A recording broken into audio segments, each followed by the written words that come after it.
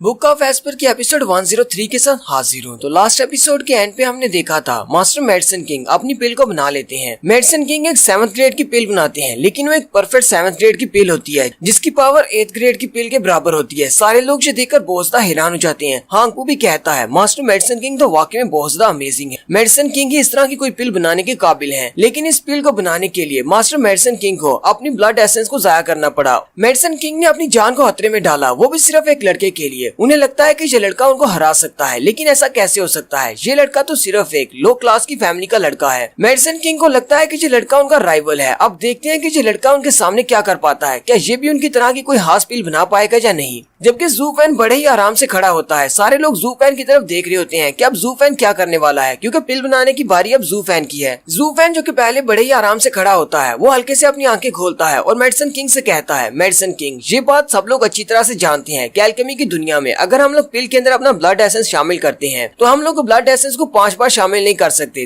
क्योंकि अगर हम लोग 5वीं बार इसमें ब्लड शामिल करेंगे तो हम खुद भी मर सकते हैं। तुमने तो आज बहुत ज्यादा बहादुरी का काम किया है, अपनी जान को खतरे में डालकर सिर्फ एक कंपटीशन को जीतने की कोशिश कर रहे हो। जू फैन हंसना शुरू कर देता है और कहता है, अगर मैं आज तुमसे ज्यादा कुछ इंप्रेसिव नहीं दिखाता तो इसका मतलब ये तो तुम्हारी इंसल्ट हो जाएगी। तुमने यहाँ पर बहुत ही अच्छा काम किया है, अब मैं तुम्हें दिखाता हूँ कि मैं क्या कर सकता हूँ। मेडिसिन किंग भी बहुत ज्यादा खुश हो जाते हैं और कहते हैं, हाँ क्यों नहीं, तुम भी मुझे दिखाओ कि तुम्हारे पास कौन से एल्केमी के स्किल्स हैं। जू फैन अपनी कॉल्ड्रन के सामने जाकर खड़ा हो जाता है। वो सारे लोग जो देखना शुरू कर देते हैं कि अब क्या होने वाला है। जू फैन अपनी स्टोरेज रिंग को एक्टिवेट करता है और उसके अंदर उसके पास जितने भी लिंक्शी स्पिरिचुअल स्टोन्स होते हैं वो उन सबको बाहर निकाल लेता है। वो अपने स्पिरिचुअल स्टोन की मदद से वहाँ पर एक बड़ी सी फॉर्मेशन बनाने वाला है। वो सारे के सारे स्पिरिचुअल स्टोन्स ग्राउंड के अंदर चले जाते हैं और एक बड़ी सी फॉर्मेशन बन जाती है उस पूरे सेंट्रल एरिना में। देखने वाली जनता ये देखकर बहुत ज्यादा हैरान हो जाती है और कहती है, ग्रैंड मास्टर सॉन्ग क्या कर रहे हैं, ये एक फॉर्मेशन क्यों बना रहे हैं? फॉर्मेशन का एल्केमी से तो कोई ताल्लुक ही नहीं होता। जू फैन उस फॉर्मेशन को बना लेने के बाद कुछ मंत्र बोलता है। जैसे जू फैन अपना मंत्र बोलता है, साथ ही वो कहता है ओपन, यानी कि वो अपनी उस फॉर्मेशन को एक्टिवेट कर देता है। जैसे वो अपनी फॉर्मेशन को एक्टिवेट करता है, वहाँ पर अरीना के इर्द गिर्द जितनी भी स्पिरिट फायर्स होती हैं वो सारी निकल कर आ जाती हैं और सीधी उसकी फॉर्मेशन के अंदर चली जाती हैं। जैसे ही वो उसकी फॉर्मेशन के अंदर जाती हैं, उसकी फॉर्मेशन के अंदर से बहुत सारे ड्रैगन्स निकलते हैं। जू फैन साथ ही अपनी ब्लू फायर को एक्टिवेट करता है और उसे अपने कॉल्ड्रन के अंदर भेज देता है। फिर वो सारे के सारे गोल्डन ड्रैगन जो कि पहले उस फॉर्मेशन के अंदर से निकले थे वो सारे उस कॉल्ड्रन के अंदर चले जाते हैं। जैसे ही वो उस कॉल्ड्रन के अंदर जाते हैं वो वहाँ से ब्लू कलर के होकर बाहर निकल आते हैं और वो सारे ड्रैगन फिर से हवा में ऊपर की तरफ चले जाते हैं। फिर जू फैन अपनी सारी जड़ी बूटियों को निकालता है और उन सबको भी उड़ाकर हवा में भेज देता है। जू फैन उन सारी जड़ी बूटियों को हवा में उड़ाने के बाद फिर से अपनी फॉर्मेशन को एक्टिवेट करता है और वो सारे के सारे ड्रैगन फिर से नीचे की तरफ आते हैं और उसकी जितनी भी जड़ी बूटियां होती हैं वो सारे ड्रैगन अपने अपने हिस्से की जड़ी बूटियों को खा लेते हैं और दोबारा से फॉर्मेशन के अंदर चले जाते हैं। वहाँ पर एक जबरदस्त धमाका होता है। वो सारे जो देखने वाले होते हैं वो ये देखकर बहुत ज्यादा हैरान हो जाते हैं, क्योंकि आपके उनके सामने जो ड्रैगन होते हैं वो सारे डिफरेंट कलर्स के होते हैं, क्योंकि वो सारे ड्रैगन अपने अपने हिस्से की जड़ी बूटियों को रिफाइन कर रहे होते हैं। देखने वाले जो देखकर और भी ज्यादा चौंक जाते हैं। मेडिसिन किंग का स्टूडेंट जो देखकर कहता है, इसने तो सारे के सारे इंग्रेडिएंट्स को एक ही बार में रिफाइन कर लिया है, आज ये कौन सी स्पेशल टेक्निक है? मेडिसिन किंग भी ये देखकर बहुत ज्यादा चौंक जाते हैं। मेडिसिन किंग कहते हैं, मैंने कभी ऐसी टेक्निक नहीं देखी। मेडिसिन किंग कहते हैं, रिफाइनिंग के लिए बहुत ज्यादा ध्यान की जरूरत होती है और बहुत ज्यादा प्रैक्टिस और कल्टीवेशन की, लेकिन इस लड़के के पास कल्टीवेशन भी लो है और ना ही इसके पास इतना ज्यादा एक्सपीरियंस है, क्योंकि ये अभी छोटा है। लेकिन फिर भी इसने इतनी ज्यादा जड़ी बूटियों को एक साथ रिफाइन कर लिया, ये तो बहुत ज्यादा अमेजिंग बात है। मेडिसिन किंग उसी को देखकर अपनी हार मान लेते हैं और कहते हैं, ये एक ऐसा स्किल है जो मैं कभी भी हासिल नहीं कर सकता, हालांकि मैं नंबर 1 एल्केमिस्ट हूँ। ये लड़का वाकई में एक बहुत बड़ा जीनियस एल्केमिस्ट है। जाओजा आके बढ़ती है और जू फैन से कहती है, ग्रैंड मास्टर सॉन्ग क्या आप बता सकते हैं कि आप कौन सी पिल बना रहे हैं और आपकी इस फॉर्मेशन का इस सब में क्या रोल है? आपने एक फॉर्मेशन क्यों बनाई है? एल्केमी में फॉर्मेशंस यूज नहीं होती। जू फैन उसे कहता है, मैं तो सिर्फ एक सिंपल सी ग्रेट रिफाइनिंग पिल बना रहा हूँ। ये तो सिर्फ एक सिंपल सी फॉर्मेशन है जो कि मेरे एक्सपीरियंस और मेरी कल्टीवेशन को बढ़ाने के लिए है, क्योंकि इस पिल को रिफाइन करने के लिए बहुत ज्यादा कल्टीवेशन और रिक्वायरमेंट्स की जरूरत होती है। ये फॉर्मेशन उस सारी कमी को पूरा करती है। फिर वो मेडिसिन किंग की तरफ देखता है और कहता है, जहाँ पर सारे लोग अपनी ब्लड एसेंस को शामिल करते हैं जिससे हमारी जिंदगी खतरे में पड़ सकती है, वहीं पर इस फॉर्मेशन को यूज करके हम लोग बिना अपने ब्लड एसेंस को शामिल किए अपनी पिल को एक हाई क्वालिटी की पिल बना सकते हैं। इस फॉर्मेशन को यूज करना बिल्कुल ऐसा ही है जैसे हम अपनी पिल के अंदर ब्लड को यूज कर रहे हैं, क्योंकि ब्लड एसेंस को रिफाइनमेंट के लिए यूज करना ये बहुत ज्यादा डेंजरस है। अगर 10 10 एल्केमिस्ट इस तरीके को यूज करते हैं तो उनमें से 9 तो मारे जाते हैं, और अगर कोई एल्केमिस्ट इस तरह के मेथड को यूज करता है तो वो सबसे बड़ा बेवकूफ है। ज़ाओ उसे कहती है, लेकिन क्या आपने यहाँ पर अभी थोड़ी देर पहले स्पिरिट फ्लेम्स का यूज किया था, क्योंकि मैंने अपनी आंखों से देखा है कि कुछ स्पिरिट फ्लेम्स आपकी फॉर्मेशन की तरफ आई थी।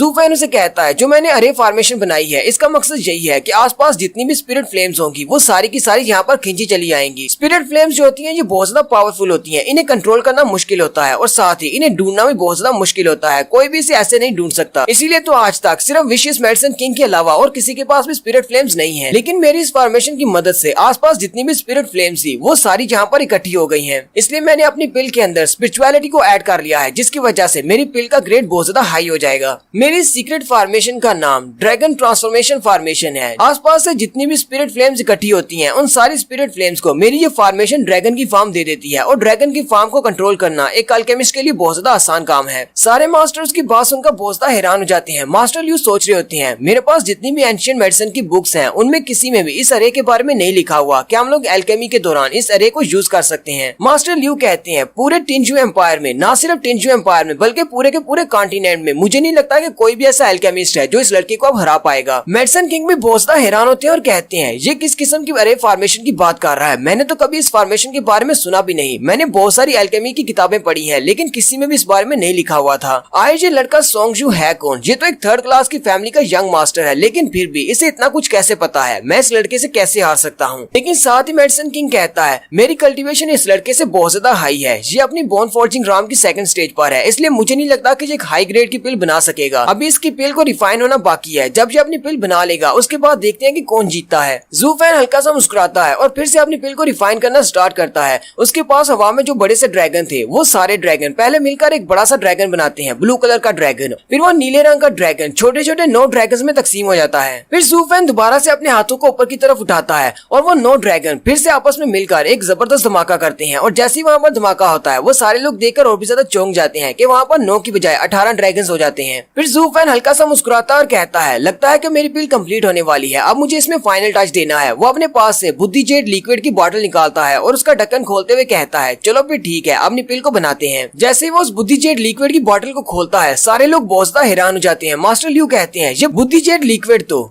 हेजू टावर का सीक्रेट ट्रेजर है, ये इस लड़के के पास कैसे आया और ये अपनी पिल को बनाने के लिए इसको कैसे यूज कर सकता है? ये तो एक बहुत ही पावरफुल इंग्रेडिएंट है। ये मास्टर सॉन्ग के पास क्या कर रहा है? कहीं ऐसा तो नहीं कि हेजू टावर वालों ने खुद इसे ये दिया है ताकि ये मेडिसिन किंग को पिल रिफाइनमेंट में हरा सके? इसका मतलब तो ये है कि हेजू टावर वाले मेडिसिन किंग हाल के खिलाफ रेजिस्ट कर रहे हैं। ज़ू फैन अपनी उस बुद्धि जेड लिक्विड की सारी बॉटल को खोल देता है और उसमें से 18 ड्रॉप्स निकालता है और उन सबको हवा में उड़ाते हुए ऊपर की तरफ भेज देता है। वो सारे के सारे ड्रैगन नीचे की तरफ आते हैं और एक एक ड्रॉप को अपने मुंह में ले लेते हैं, और जैसे वो ड्रैगन्स उस एक एक ड्रॉप को निकल लेते हैं उसी वक्त वो ड्रैगन्स डिस्ट्रॉय हो जाते हैं। उन सारे ब्लू ड्रैगन्स के डिस्ट्रॉय होते ही वहाँ पर छोटी छोटी पिल्स बन जाती हैं। हवा में टोटल 18 पिल्स होती हैं। ज़ाओ, मास्टर ल्यू और मेडिसिन किंग के स्टूडेंट का तीनों का मुंह खुले का खुला रह जाता है, जबकि मेडिसिन किंग भी ये देखकर बहुत ज्यादा हैरान हो जाते हैं। मेडिसिन किंग को इतना जबरदस्त झटका लगता है कि मेडिसिन किंग नीचे गिर जाते हैं। उनका स्टूडेंट भागता हुआ अपने मास्टर के पास आता है और कहता है, मास्टर क्या आप ठीक हैं? मेडिसिन किंग अपनी कांपती हुई आवाज में कहते हैं, मैंने अपनी पूरी जिंदगी को दांव पर लगा दिया सिर्फ एक हाई ग्रेड की पिल बनाने के लिए, लेकिन इस लड़के ने बिना अपनी जिंदगी को दांव पर लगाए सिर्फ एक फॉर्मेशन को यूज करते हुए 18 हाई ग्रेड की पिल बना ली। फिर ज़ू फैन उन सारी पिल्स को अपने हाथ में इकट्ठा कर लेता है। ज़ाओ आगे बढ़ती है और कहती है, मास्टर सॉन्ग सबको बताएं कि आपने कौन सी पिल्स बनाई है ताकि मैं फैसला कर सकूं।